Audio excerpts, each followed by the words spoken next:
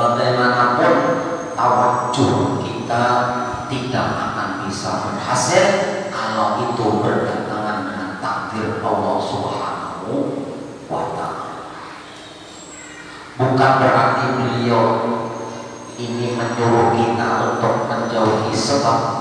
Arti menjauhi sebab ini bukan menyuruh kita tidak berdoa, tidak berikhtiar, tidak berusaha, tidak berarti demikian. Tetapi yang ingin beliau tekankan adalah bahwa mengembalikan segala sesuatu itu kepada takdir Allah Subhanahu wa Ta'ala. Umpama sakit, Imam Ibnu Athaillah tidak menyuruh kita tidak berobat, tidak, tetap berobat secara medis, non medis, alternatif terus. Adapun hasil daripada berobat itu ternyata ada berhasil, ternyata akhirnya kok meninggal dunia, itulah yang harus kita kembalikan bahwasanya kepada takdirnya Allah Subhanahu wa Ta'ala. Tapi di hati ini sudah yakin kita bahwasanya usaha kita seperti apapun, kalau takdir Allah memang mati umur segitu, maka usaha yang hebat seperti apapun tidak akan bisa merobek-robek takdirnya Allah. Cuma kenapa tetap berdoa? Disuruh. Tetap berikhtiar, tetap disuruh. Itu disuruh. Karena memang hakikatnya walaupun kita berobat kayak apa, habis harta kita. Kalau tidak bersamaan dengan takdirnya Allah bahwa sembuh, maka sampai dokter yang sehebat apapun tidak akan bisa menyembuhkan penyakit yang sudah ditakdirkan oleh Allah. Karena orang-orang tauhid itu seandainya lapar, ada makan, seandainya ada disuruh makan. Kenapa? Karena orang tauhid yakin betul yang mengenyangkan lain nasi, yang menghilangkan haus lain banyu, yang menyembuhkan lain dokter. Nah, mulai kita sugih lain usaha, tapi takdirnya Allah. Karena disuruh usaha, buka toko, buka warung, ada yang berdagang, jadi pegawai macam-macam. Itu usaha itu berpahala. Kenapa berpahala? Karena mengikuti perintah Allah, mengikuti sunnah Rasulullah. Nah itu. Makanya kalau kita kan berusaha berhasil, berarti bersamaan dengan takdirnya Allah. Hanya kadang-kadang di sini, di mana-mana, kalau waktu kemarau itu kalau mau sholat istisqa itu kadang-kadang mencari ustaz agak sulit. Kenapa? Sembahyang istisqa ini seakan-akan sembahyang apa? Harga diri, popularitas. Amunnya habis sembahyang istisqa langsung hujan, oh berarti ustaznya hebat. Ada sebetulnya. Amun habis sembahyang istisqa ternyata tambah panas, seminggu tambah panas, berarti banyak berusaha ustaznya ada. Seandainya habis sholat istisqa hujan deras, itu bukan karena istisqa kita, bukan karena doa kiainya, bukan karena banyaknya orang di situ, tapi itu karena bersamaan dan takdirnya Allah. Nah itu, jadi jangan terlalu pede itu. Tadi semalam buru-buru khutbah sembahyang istisqa langsung hujan sikit karena apa? Karena sebab tidak bisa memberikan bekas, tidak bisa memaksa Allah, tidak bisa mengintervensi hak Allah, kebebasan Allah, takdirnya Allah Subhanahu wa Ta'ala. Jadi kita hanya berusaha, bina sukses, jangan bangga. Arti bangga jangan, nah kalau ada aku juga berusaha mati-matian, ada jangan sugi, alhamdulillah sikit. Ada hubungannya, sugi melarat itu sudah takdirnya Allah Subhanahu wa Ta'ala. Maka jadi sawabikul himami lan akhliqu aswarul akbar. Awasanya himah yang cepat atau kuat cita-cita seorang tidak akan bisa merobek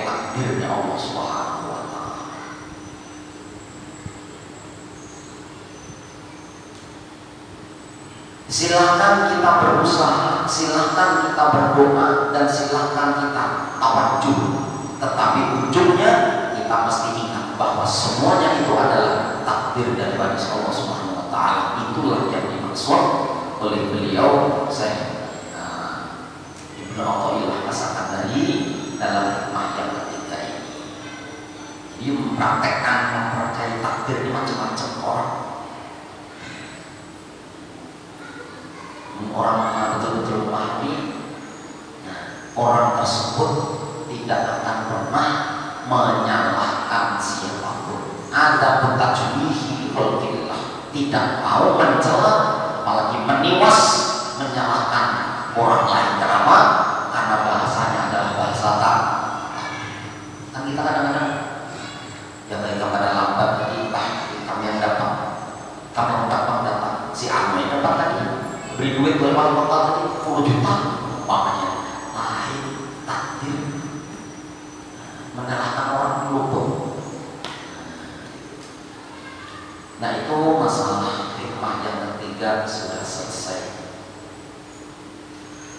Lalu hikmah yang keempat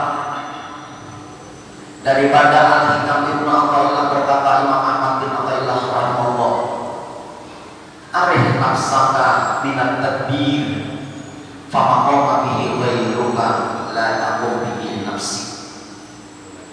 Lapangkan dirimu daripada tadbir.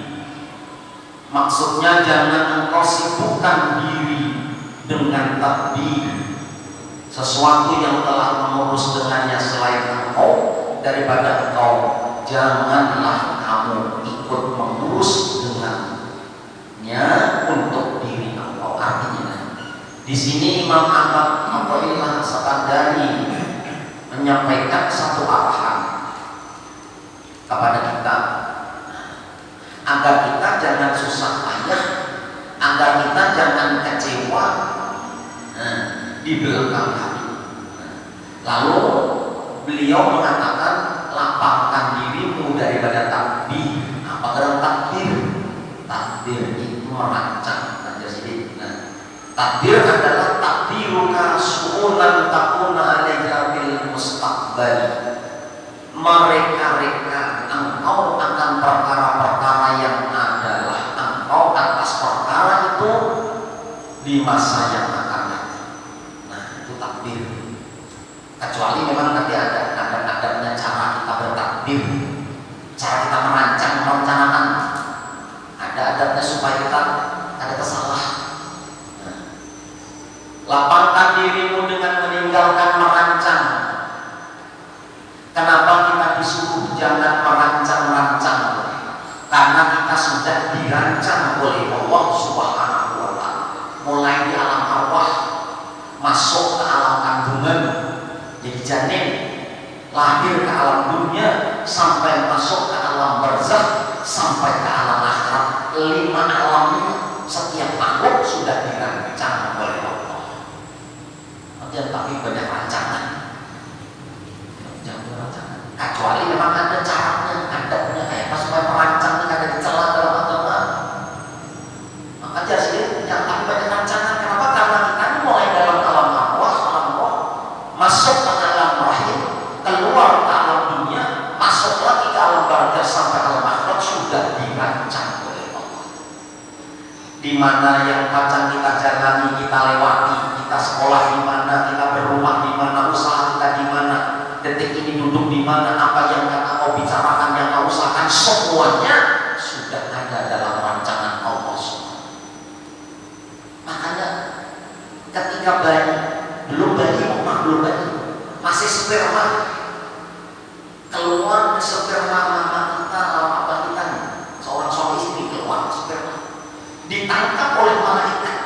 Ya Rob, sperma ini yang mana, sel yang mana yang akan menjadi embrio daripada calon bayi. Ini jatuhan, ini tangkap, ini pilih. Maka disimpan di dalam rahim yang kuat, ditutup rapat-rapat, lalu dipelihara oleh Allah. 120 hari dimasukkan roh. Ini rancangan Allah semua. Mau lahir sebelum 120 hari ujar malaikat, ya Rob, ini dilahirkan hidup apa dilahirkan mati, apa digugurkan sebelum menjadi manusia? Ujar Allah, wahai malaikat, perhatikan agenda catatanku di sana yang mentakut kamu. Tuh lihat di agenda sangat begitu besar di hati di sana. Ingin ya dilihat oleh malaikat. Oh, hidup nih umurnya sekian sudah ada rancangan Allah, sudah ada. Malaikat itu tinggal menggawinya. Lalu lahir duniakan latihan, ada sudah catatannya. Umurnya berapa, rezekinya berapa, hidupnya di mana, gaweannya apa, nanti terakhir termasuk penghuni surga atau penghuni neraka, semua sudah dirancang oleh Allah. Cuman karena ada syariat yang dibawa Rasulullah, kita gawe menuruti Nabi itu sudah dirancang juga oleh Allah. Tapi Nabi masih suka yang sampai bengkak batisnya, masya Allah, masya Allah, luar biasa. Kita ikuti Nabi supaya dapat ridhonya Allah Subhanahu wa Ta'ala. Takdir sudah diciptakan oleh Allah, dan itu hak prerogatif bagi Allah. Sifat jaiznya Allah, terserah aku. Walaupun nanti sudah takdirkan begini-begini, terserah aku dan nanti akhirnya terserah aku dan Allah. Karena Allah punya sifat wewenang jaiz. Nah, di situ. Tapi Allah kita pegang dengan sifat adilnya Allah dan janji Allah dalam Al-Quran. Makanya itu maksud Allah standar ini, jangan merancang-rancang yang di luar rancangan itu, di luar syariat, di luar aturan agama kita. Karena boleh merancang, tapi rancangannya diperbolehkan. Makanya jadi lampangkan dirimu dengan meninggalkan merancang. Kenapa kita disuruh jangan merancang-rancang? Karena kita sudah dirancang oleh Allah Subhanahu wa Ta'ala. Kalau Allah sudah merancang untuk kita, buat apa kita merancang untuk diri kita? Nah, Allah sudah memprogramkan kita sedemikian rupa. Dari dulu sampai akan datang kita seperti ini, seperti itu sudah diprogram oleh Allah, sudah ditakdir oleh Allah. Buat apa kita mentakdir diri kita lagi? Hanya membuat susah dan membuat kecewa kalau rancangan kita itu tidak terjadi untuk tidak tercapai. Nah, rancangan luput sebenarnya kecewa.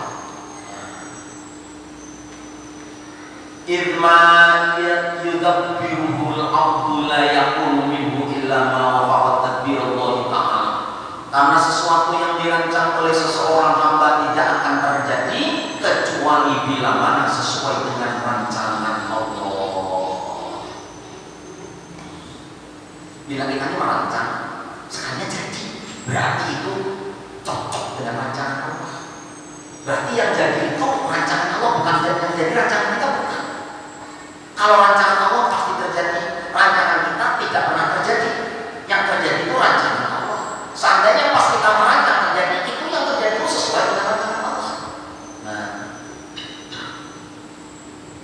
bagaimanapun kita memprogram, bagaimanapun kita bikin rancangan-rancangan kerja kita, kalau itu tidak sesuai dengan apa yang sudah dirancang oleh Allah, maka itu tidak akan terjadi. Oleh karena itu kata Imam Ahmad bin Athaillah Sakandari, lapangkanlah dirimu dengan meninggalkan merancang-rancang.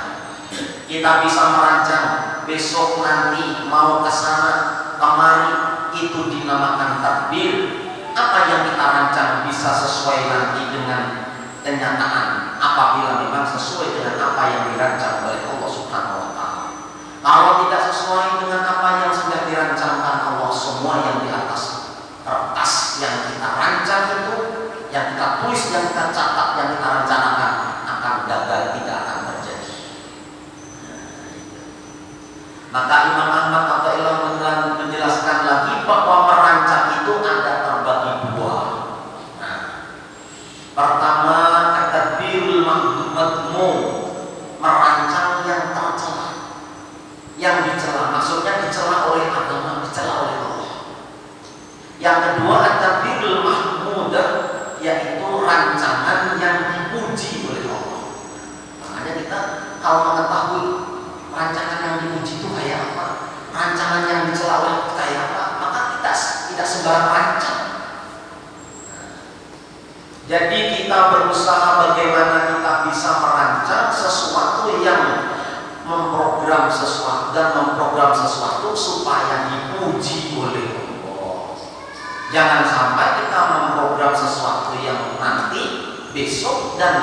besoknya akan datang, tetapi dicela oleh Allah Subhanahu wa Ta'ala.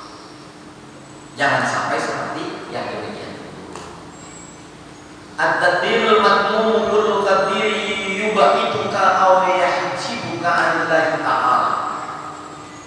Merancang yang dicela itu adalah seluruh perancangan dan perencanaan yang menjauhkan engkau atau mendidik engkau daripada Allah.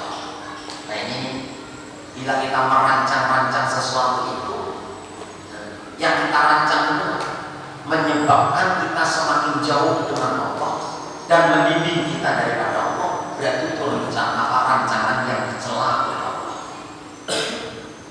Nah, itu kita program yang kita program, jika nanti ia membuat kita jauh dengan Allah atau membuat kita lupa dengan Allah, maka rancangan kita itu dicela oleh Allah.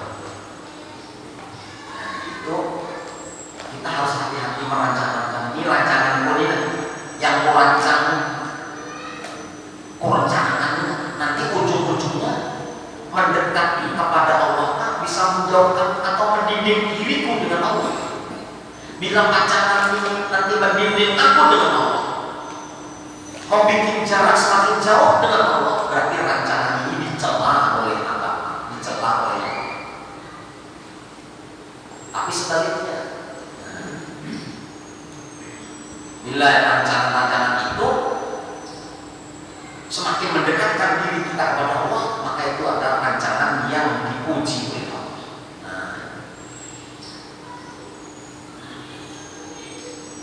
Ada beberapa contoh dan keterangan yang menerangkan secara rinci tentang merancang yang dicela. Pertama, tadbiru syai'in diniyan kana aw dunyawiyan ma'al jasmi wal tasmim. Merancang sesuatu, baik sesuatu itu sifatnya keagamaan atau keduniaan, beserta memastikan. Nah itu ada politik memastikan. Walaupun rancangan agama, tapi memastikan itu tak dicela. Contohnya dalam hati atau dia katakan kepada orang lain, rencana besok aku mau ke rumahmu berkunjung, nanti 1 jam setelah itu aku mau pergi ke pasar. Setelah ke pasar mungkin tengah hari aku makan di rumah mertua. Setelah makan baru aku pulang. Ini namanya merancang. Bila seperti itu kita merancang, maka kita dicela oleh Allah Subhanahu wa Ta'ala. Padahal itu sifatnya rancangan, namun dicela oleh Allah. Kenapa di situ? Karena seakan-akan memastikan, meninggalkan kalimat insya Allah. Nah kita kadang-kadang sebetulnya paham, tapi kadang prakteknya tuh kadang-kadang lupa. Kan kita zaman mana hari ini ada muncul anak mancing, muncul menisok pada pasar, menisok pada Kampung, kenapa esok anda ke Surabaya esok. Itu rancangan yang dicela. Seandainya kayak gitu, insya Allah, biqaulillahi wa quwwatihi. Esok aku dengan izin Allah, insya Allah, dengan kekuasaan Allah, insya Allah hendak juga ke Surabaya. Itu ada jalan. Insya Allah itu penting banget. Penting banget insya Allah. Mentangkai insya Allah itu yang dicela. Karena seakan-akan pasti, padahal kita tidak tahu. Umur kita tidak tahu, sehat kita tidak tahu, yang akan terjadi besok hari kita tidak tahu. Jangan malu ini merancang tanpa istilah doa atau kata-kata insya Allah. Walaupun itu rencana keagamaan. Besok rencana habis sembahyang subuh ikut pengajian, setelah itu jam 8 hendak mengunjungi orang sakit, umpamanya setengah 10 pergi ke undangan pengantin, umpamanya setelah zuhur mau baca Al-Quran 1 juz, umpamanya setelah asar ikut pengajian lagi, setelah itu sembahyang maghrib. Ini adalah rancangan keagamaan dan ia juga dicela oleh Allah. Kenapa? Karena dia memastikan tanpa mengucapkan insya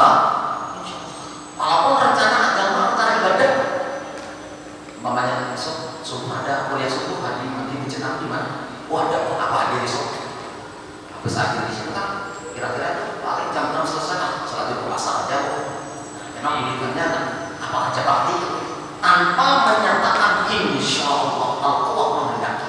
Maka walaupun rancangan itu baik, itu pun dicela oleh Allah Subhanahu wa Ta'ala. Nah, itu cara kita dalam merancangnya. Jadi kalau kita merancang di dalam hati, baik yang kita rancang itu perkara agama atau perkara dunia, ujung-ujungnya mesti ada insya Allah supaya jangan dicela oleh Allah. Nah, yang sering dilakukan kita adalah tidak berinsya Allah. Nah, kalau merancang di dalam hatinya di hati jawab, jadi di hati kan ada insya Allah. Tapi kalau dikatakan orang kepada kita besok ada undangan di rumah kami, kita akan menjawab insya Allah. Padahal rancangan di dalam hati yang tidak berinsya Allah itu dibenci oleh Allah. Itu ya takdir yang pertama, rancangan yang pertama. Ada yang dicela oleh Allah, walaupun rancangan ada. Yang kedua, takdir syai'in diniyan kana au dunyawiyyan ma'al iktimadi bi haulihi wa quwwatihi. Nah, disandarkan dengan haula wal quwwah. Merancang sesuatu baik sifatnya keagamaan atau keduniaan serta berpegang dengan dia dan daya dan upaya Allah. Contoh sama dengan contoh yang di atas tadi namanya. Nah, tapi ditambahin insyaallah bihaulillah wa quwwatihi. Nah, itu sempurna. Nah, jadi kalau kita insyaallah aja tapi masih dicela, insyaallah masih dicela. Kecuali sempurnanya lalu pakai insyaallah bihaulillah wa quwwatihi. Kalau Allah menghendaki dengan daya upayanya Allah, nah itu sempurna kalau merancang sesuatu. Makanya besok kita hadir haula insyaallah. Nah bihaulillah wa quwwatihi. Nah itu ada dari salah sama sekali. Itu dipuji oleh Allah. Seakan-akan dia memang menyandarkan seluruh tiada daya dan upaya kecuali daya upayanya Allah. Yang tadi kasihkan takdir masalah menjadi kebiasaan. Kan kalau sesuatu menjadi kebiasaan terulang-ulang hanya bisa menjadi keyakinan. Kalau sudah menjadi keyakinan, menjadi akidah yang kuat itu diyakini. Kalau benar dalam kebiasaan tidak berupa takdir silakan. Dan kita mohon maaf, setiap habis makan kenyang itu kan diulang-ulang tetap kan itu. Setiap habis minum hilang haus. Setiap habis tidur ada ngantuk lagi. Setiap habis minum obat, aku ini biasanya penyakitan kepala, tapi bila minum obat 5 menit habis. Dan itu diulang-ulang tetap seperti itu. Tadinya kebiasaan lalu menjadi keyakinan, diyakini bahwa yang menghilangkan lapar itu nasi, diyakini yang menghilangkan haus itu badan, diyakini yang menghilangkan sakit itu obat, meyakini dia, maka kafir. Bahaya. Padahal itu karena terulang-ulang betul. Kecuali kita ngomongnya biasanya aku ini mengantuk, ini biasanya dia kulit 10 menit ya hilang biasanya. Ada apa? Kalau biasanya. Tapi ada kawan mengeluh, kenapa? Kalau ada guring sama apa? Bahwa guring 10 menit itu sampai diyakini seperti itu, maka kehadiran.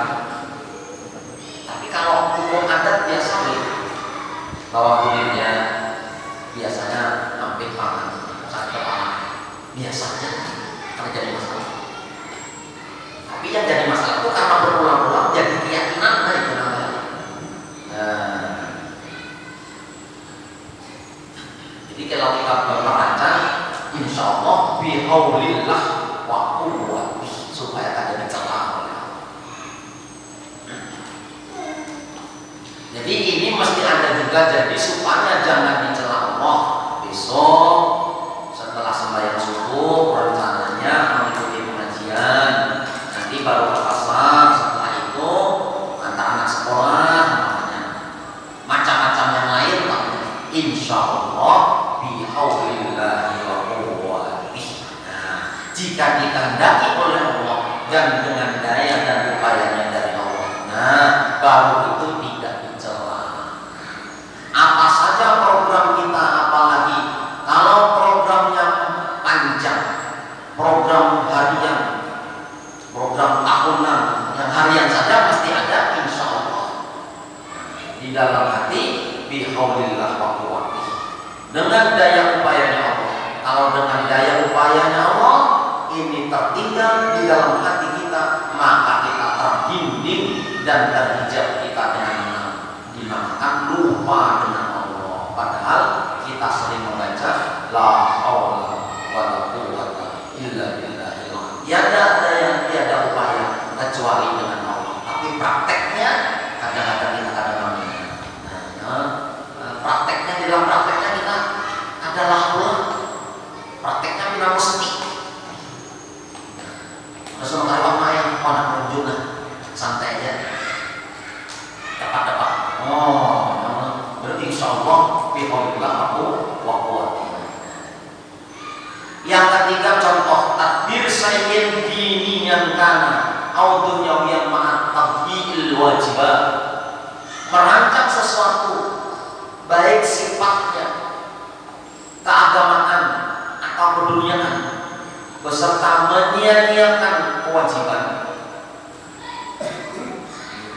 Merancang sesuatu baik sifatnya keagamaan atau keduniaan, tapi di dalamnya ada merupakan kewajiban, menyia-nyiakan.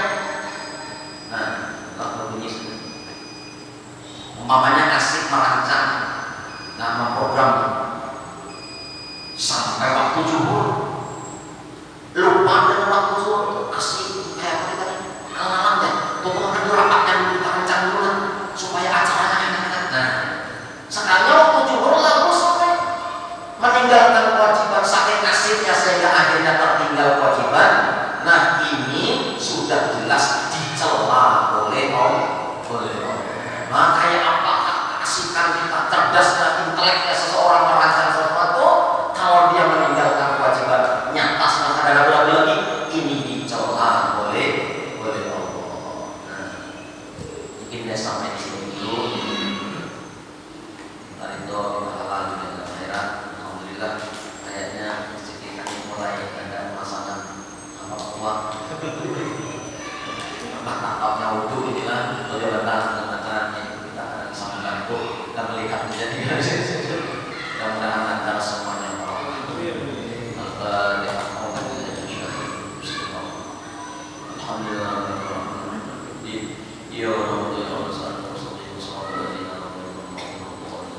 amin ya Allah ya Rabbal alamin. Bismillahirrahmanirrahim. Allahumma shalli wa sallim wa barik ala sayyidina Maulana Muhammad wa ala alihi wa sahbihi ajma'in. Allahumma ja'al jama'ana jama'an marhuma, Allahumma ja'al jama'ana jama'an maghfura, Allahumma ja'al jama'ana jama'an mubaraka wa tabarraka wa summa ya arhamar rahimin. Alimna lima yaqana, alimna ma yaqana wa fa'alna alamna wa ja'alna marna khawsatan li zalika al-fatih lana bi kabir ajma'in. Sallallahu alaihi sayyidina Muhammad wa alihi wa sallam. Alhamdulillahi rabbil alamin.